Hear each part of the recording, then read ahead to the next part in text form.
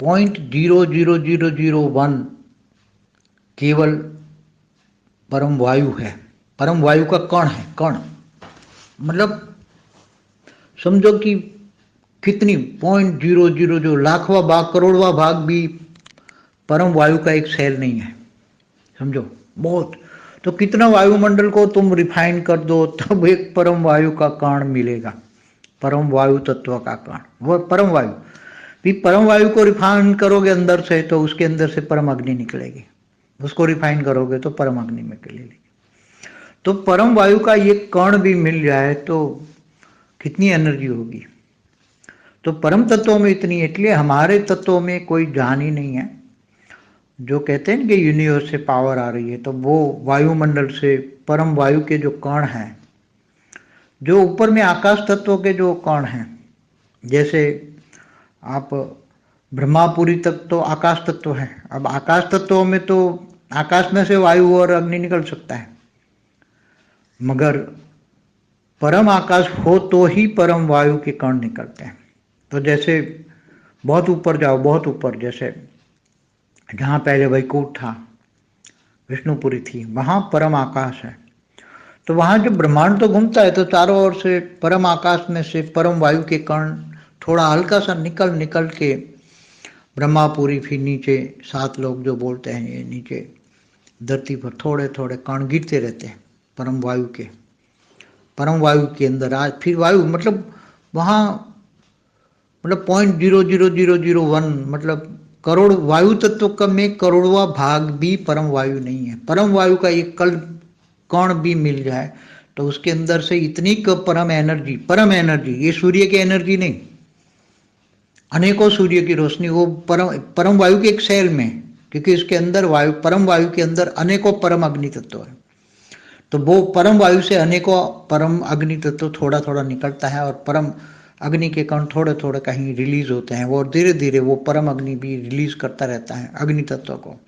इसलिए जब परम अग्नि से अग्नि हल्की सी वायुमंडल में फैलती जाती है तो वायु तत्व धीरे धीरे चढ़ता है। बाकी अगर वो सब कुछ रुक जाए, अगर ऊपर से कारण जगत, महाकारण जगत, जो विष्णुपुरी, शिवपुरी, अब ऊपर से या परम धाम से भी थोड़ी थोड़ी पावर लीकेज होके वहाँ से परम आकाश ना, परम आकाश से परम वायु ना आता, परम वायु का एक कण भी आ जाए यहाँ, तो अनेक कण बन के, परम वायु के अनेक कण बन के फिर इसके अनेक अग्नि तत्वों में कन्वर्जन होकर धीरे धीरे वायुमंडल को चला रहे हैं। इसलिए कहते हैं कॉस्मिक पावर कहाँ से आ रही है। मगर वो कॉस्मिक पावर, वो तो कोई आत्मा बहुत, जब आत्मस्वरूप बहुत पावरफुल हो, तो आत्मा एकदम निराकारी स्टेट में हो, परम लाइट में हो, तो ऐसे वायुमंडल से जो कण है वो खींच के, ओरा तुम्हारा अगर परम वायु का है तो वायुमंडल से परम वायु खींच के, परम अग्नि खींच के तुम्हारे ओरा के अंदर आ जाएंगे। मगर जब आत्मा में पावर इतनी हो जाए कि आत्मा के अंदर परम लाइट हो जाए, तो तुम्हारे अंदर आत्मा जग जाए, आत्मा से या परमात्मा का कनेक्शन भी हो जाए, हाई क्वालिटी बेहद की कला आ जाए, पावर एक पॉइंट बेहद की कला का, परम लाइट का एक अंश भी आ जाए, तो तुम्हारी आत्मा को जगा देगा।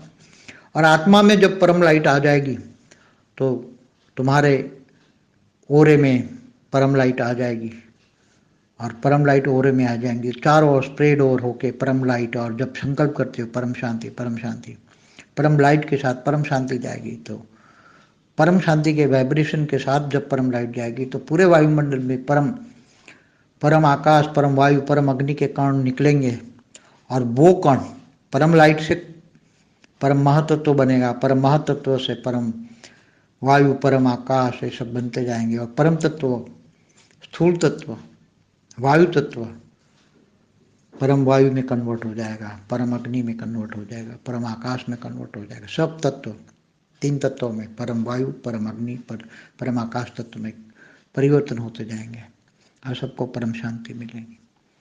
इसलिए देखो दूसरे मल्टीवर्सों में ऐसे नेगेटिव वाइब्रेशन ही नहीं है। वहाँ तो वायुमंडल समझो 10 कला का परम लाइट का है, परम लाइट का मत सोच सकते हो। वहाँ तो परम वायु की बात ही नहीं होती, वहाँ तो परम वायु और परम अग्नि तो ना के बराबर होता है। वहाँ तो परम लाइट और परम महतत्व, परम आकाश, 3 तत्व हाई क्वालिटी होते हैं।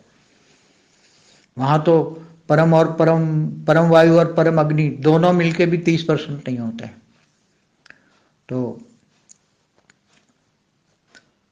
वहाँ तो कितना हाई परम, अगर कोई तो वहाँ तो परम वायुमंडल में भी परम शांति है, परम सुख है। कितने कला का?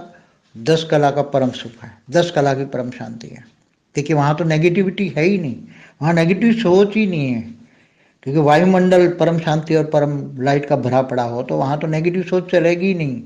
वहाँ तो एक दूसरे को परम शांति परम परम सुख देने वाले होते हैं एक दूसरे को। तो ये सब ऐसा दूसरे मल्टीवर्स जैसा बन जाएगा, तब वहाँ टाइमलेस समय भी नहीं होगा। समय तो स्थूल दिन रात होते वहाँ समय होता है, जहाँ स्थूल सृष्टि होते वहाँ दिन, स्थूल और सूक्ष्म सृष्टि में जैसे ब्रह्मापुरी तक भी दिन रात तो होते ही हैं। तो समय तो होता है, ब्रह्मांडों का समय बोला हुआ है, ब्रह्मा के 100 साल, तो ब्रह्मांड में भी समय है, महाब्रह्मांड का भी एक समय लिमिट होता है, गैलेक्सी का, यूनिवर्स का। तो ये बहुत बेहद की आत्मा होगी, बहुत पुरुषार्थ करेगी, ये सब बातें समझ में आएगी। आम बात, आम आत्माओं की बातों में ये नहीं आएगी।